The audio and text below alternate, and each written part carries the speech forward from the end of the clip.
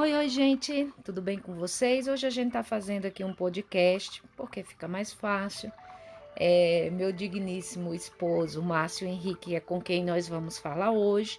Trabalhou até mais tarde, ele disse que está com a cara cansada, não quer aparecer ao vivo, né? Mas próxima semana, quem sabe a gente grave em vídeo. Prometemos estar ao vivo, né? Bem, gente, a gente tem algumas perguntas aí relacionadas até a algumas coisas que aconteceram aí no nosso entorno e a gente vai fazer aqui algumas perguntinhas para ele, como sempre, né, para ele dar o seu parecer. Por favor, não esquece, já deixa aí o seu like, compartilha o vídeo e se inscreve no canal se você ainda não for inscrito. Muito bem, vou pedir aqui só para ele dar um salve aí de como sempre para a gente iniciar aí as perguntas. Olá a todos, espero que todos estiveram uma ótima semana, mesmo com esse feriado prolongado, que aproveitamos para descansar e colocar a nossa consciência, nossos pensamentos em dias, né? O trabalho nos deixa pessoas mecânicas e a gente precisa ter esse momento para podermos tomar consciência de uma certa realidade, às vezes feliz e às vezes triste que nós temos. Muito bem. Bem, ó, a primeira pergunta é o seguinte: o que você acha desses prêmios da música aqui no Brasil? Recentemente a gente teve uma treta aí, né, com uma cantora, a qual ela se sentiu porque não foi indicada, né, para Menosprezada, né?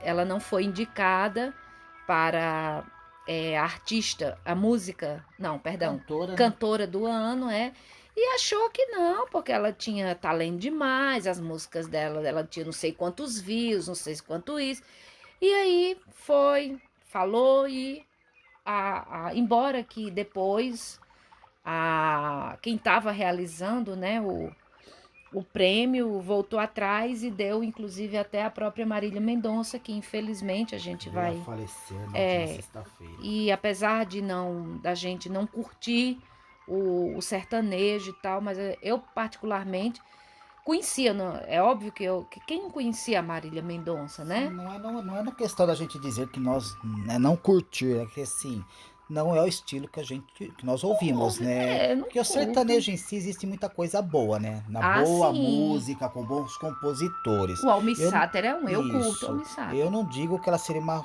compositora ruim, né? Mas era um cotidiano que a gente não vive, né? É Isso, um estilo, né? Que exatamente. a música em si, ela tenta refletir. O momento de agora, quer dizer, são músicas que se levam a baladas e quer dizer, não é do nosso convívio, né? Por isso a gente fala, não curtimos, não quer dizer que é ruim, né? Porque a gente Isso. estaria fazendo uma crítica um pouco. É, mas assim, eu particularmente senti muito, primeiro porque era uma artista, né, jovem, que tinha aí um futuro brilhante pela frente, mas eu particularmente sou espírita, então não acredito em morte, acredito em vida após a vida. Então a gente quer deixar aí, né, as nossas sinceras sentimentos pela família, pelos amigos e principalmente pelos fãs que ficaram órfãos aí, vamos dizer assim, desse talento jovem, né? Porque 26 anos é muito jovem. Eu, Sim. particularmente, fiquei até bem abalada, porque Infelizmente, foi. ela entra no clube dos 27, né? Não é Por um verdade. ano, ela, assim como Jim Morrison, entre outros, House, Kurt Cobain, Joplin, Joplin, Hendrix. isso. Mas é assim, essa questão da morte, né? Nós como os mortais e pessoas físicas, né? O artista em si, o artista da música, o artista da imagem, o escritor, essas pessoas ela não são eternas porque o que fica eternizado é a obra, né? A Isso. música, ela se foi, mas a música dela vai continuar Vai aí para continuar. seus fãs e outras gerações que É, vierem e eu buscar. soube até, inclusive, que tem músicas aí inéditas para serem lançadas, né? Sim. Então, vamos aí só Dentro do gerar meio, ela bons era uma grande pensamentos. compositora, né? Vamos aí gerar bons pensamentos, bons sentimentos a todos, né? Que curtiam e vão continuar curtindo com certeza a Sim. música dela. Mas bem, voltando à pergunta, então, o que que você acha desses prêmios da música aqui no Brasil? Bom, né? Fica difícil você tentar ser de uma maneira assim positiva de uma forma dentro da palavra cultura, né? Porque o que se vê hoje não é o melhor cantor, né? Não é a melhor cantora, o melhor compositor ou a melhor banda de qual seja o estilo, ou o melhor artista.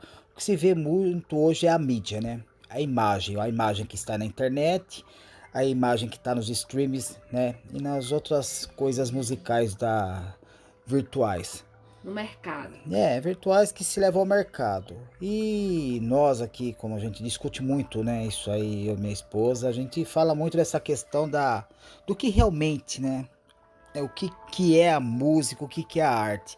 E eu vejo isso nada mais como o mercado, né? O mercado, o meio de gerar dinheiro e entra muito dinheiro nessa jogada. E esses prêmios muitas vezes não são pesquisas para uma pesquisa geral, ou talvez como diz um comunicador, né, é os fãs que colaboram, é a própria produtora e aqueles que estão interessados. Então a gente infelizmente cabe acreditar que não pode mais quem paga mais, né? Que assim, é o que a gente sempre fala em outros comentários, em outros programas nossos, que sobre a questão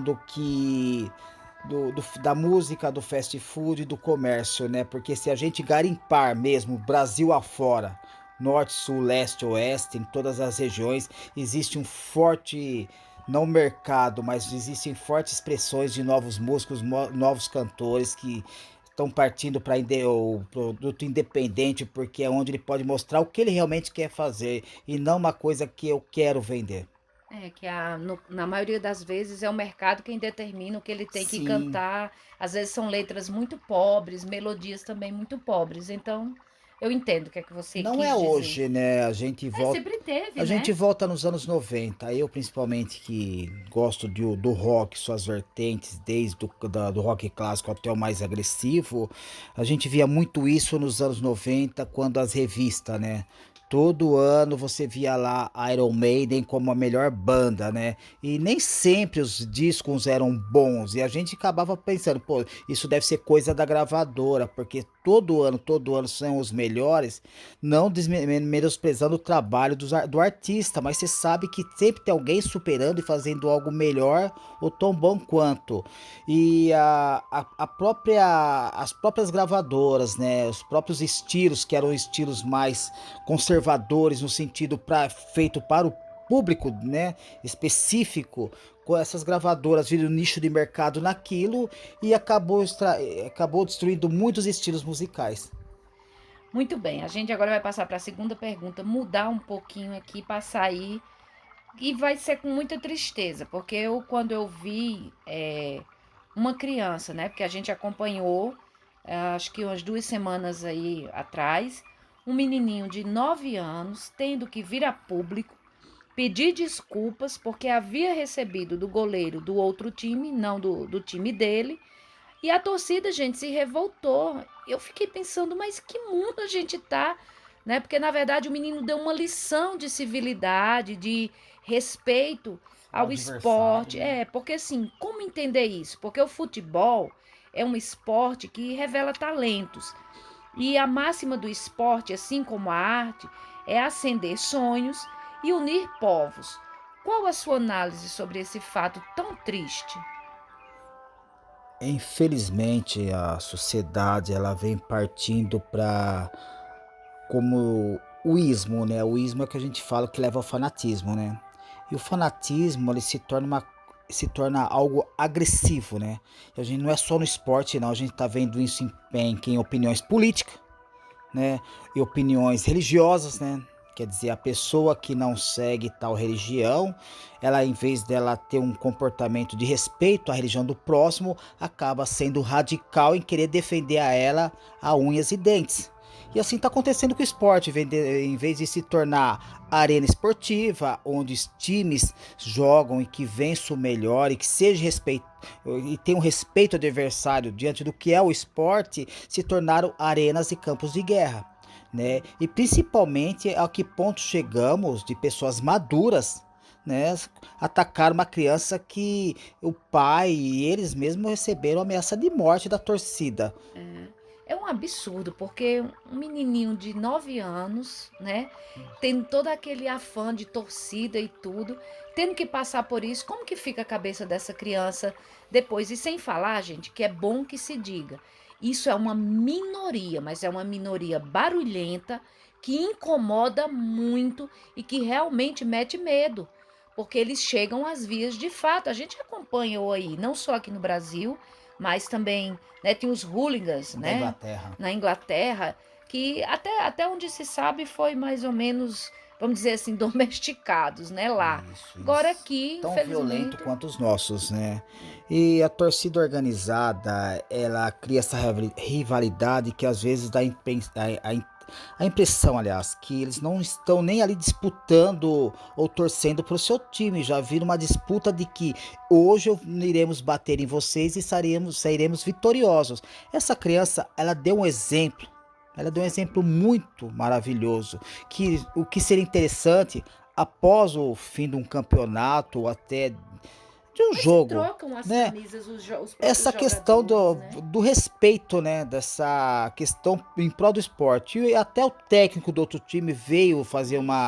um comentário que foi até uma lição também, que é um cara muito inteligente, muito consciente diante do esporte e lamentando o acontecimento. Vamos esperar que todos aprendam, né? Que é o mínimo que a gente pode fazer. Você falou em homens maduros, mas eu acredito que são homens grandes. Maduros eu não acho que Ah, são, na o verdade. Só a idade, muitas idade, vezes, mas o né? que dá a entender também é o seguinte, que a agressividade hoje se tornou uma coisa tão, assim, parece Banal, né? banal e um hábito tão, porque assim, a pessoa ela tá na internet, ela se torna, né, o top do perigoso, né? Mas É. acho que diante da criança ali, se fosse mesmo para tomar alguma atitude, ela teria pensado duas, três vezes, porque muitos poderiam pensar como se fosse seu filho ou alguma coisa, né? Ah, gente, eu quero pensar assim, sabe? Mas a gente tem que É ser um, positivo, fala que enfim. no calor do momento aflora muita coisa. Infelizmente, nesse momento, a ignorância, né? Com certeza, porque já é uma barbaridade hostilizar uma criança só pelo esse simples fato de respeito, né? Mas enfim, vamos mudar de assunto também. Ontem conversávamos, né, sobre o Renascimento, que foi, para quem não sabe, gente, o Renascimento foi um movimento cultural dos séculos XIV, né, até o século XVII. Ele surgiu na Itália, depois partiu aí para toda a Europa e o Renascimento ele foi responsável por reformular a vida medieval e dar início à Idade Moderna. Ou seja, foi os séculos de ouro, né, da arte. Aí a pergunta: estamos precisando de um novo renascimento na nossa arte? O que, é que você acha? Com certeza, né? Hoje a gente, como nós comentamos, foi ontem, né? Sobre essa perca da sensibilidade artística, tanto na questão da pintura, da música e da própria escrita. A gente até quando para pensar e volta, né, na história, depois de 1900, né, não se vê nada mais. A gente vê interpretações de, vamos dizer, de Mozart, de Beethoven, entre outros, mas não se vê ninguém fazer algo tão maravilhoso quanto.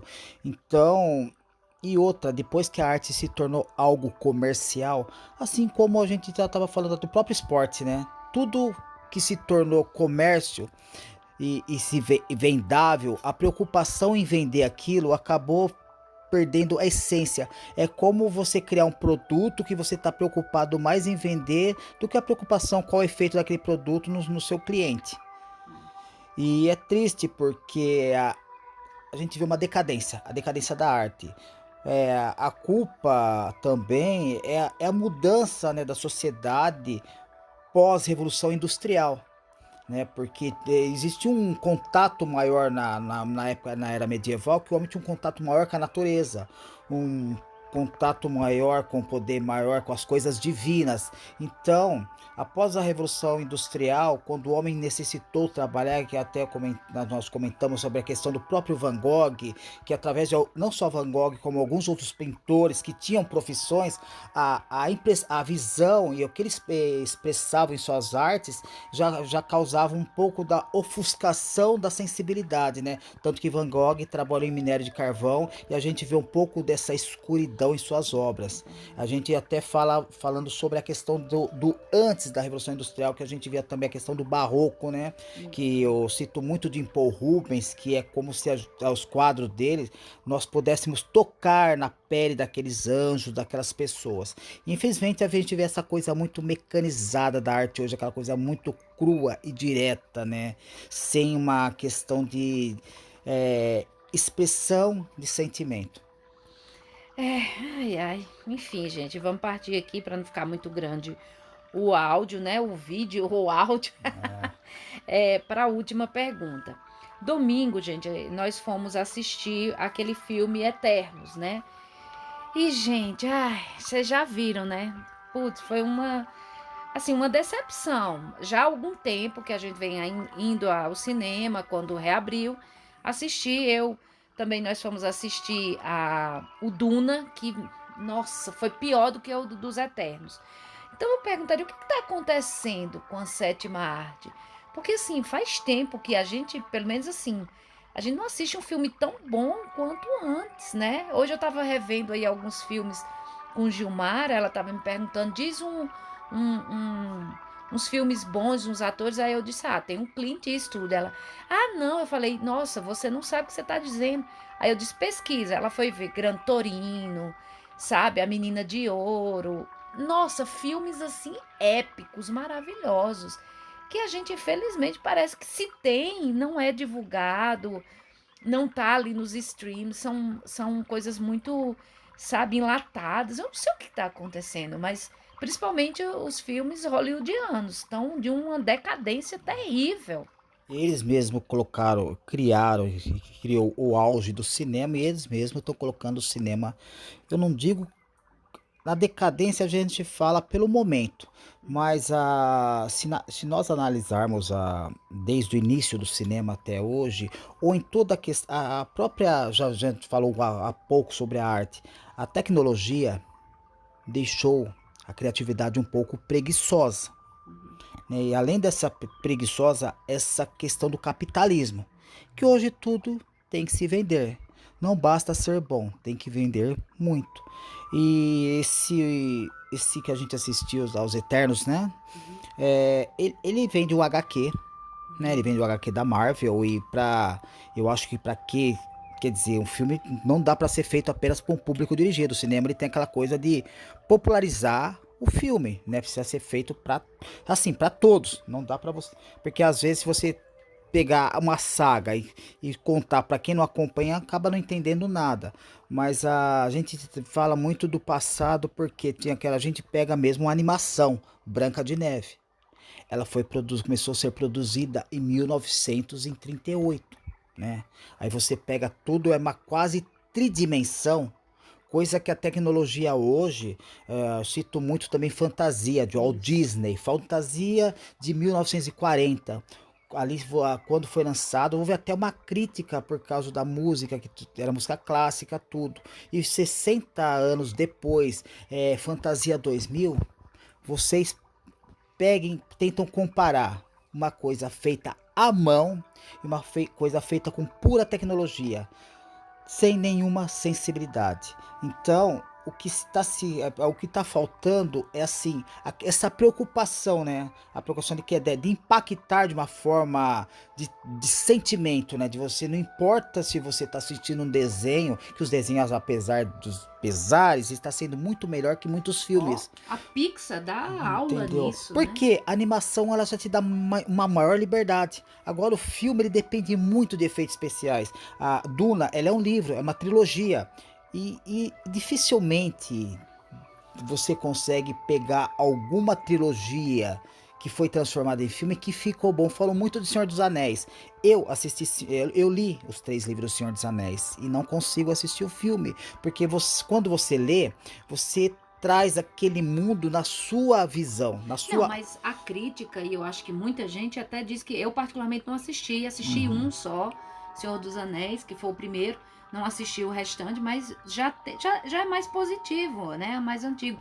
No caso Duna, a criação artística em si, ela é legal, a fotografia é legal, gente, mas o roteiro é tão cansativo que você não dá vontade de você ver, de você, sabe? E Eternos, a história dos Eternos é legal pra caramba. Sim. Só que o roteiro, gente, com essa necessidade, eu não vou dizer que não tivesse esses elementos, sabe? De os diferenciais, sabe? Que É, tem normal, que eu achei legal. isso. Mas você vê que está ali apenas com o intuito.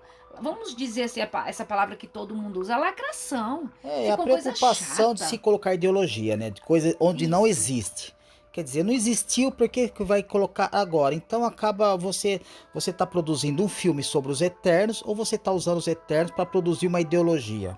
Então, fica difícil. E a questão do Duna é bom assim, para quem assistiu ou se quer dizer, e houve um certo interesse em Duna, procura a trilogia Duna e também assistiu Duna de 84 para fazer uma comparação. Sim. Até no de 84 tem a participação de Sting, que é um ex-Police, da banda The Police.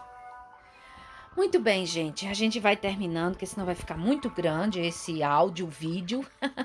E a gente vai agradecendo a vocês. Espero que continue aí a nos ajudar no crescimento do nosso canal. E que Deus abençoe a todos vocês, a todos nós. Que a semana venha aí cheia de muita paz e luz para cada um de nós. É, uma ótima semana a todos e fiquem com Deus e namastê e positividade sempre.